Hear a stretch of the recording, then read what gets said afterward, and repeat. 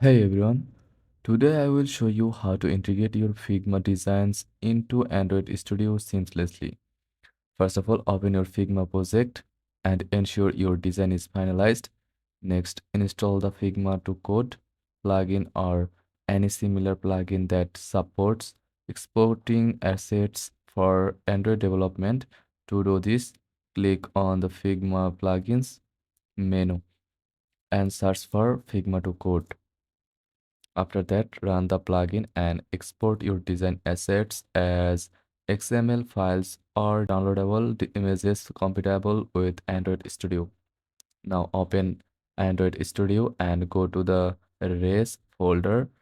In your project, place the exported assets into the drawable folder for images and edit your layout XML files to match the Figma design. Use tools like constraint layout to align your components.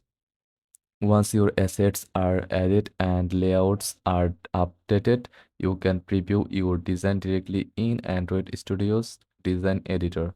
And that's it, your Figma designs are now integrated into Android Studio. Don't forget to like and subscribe for more tutorials.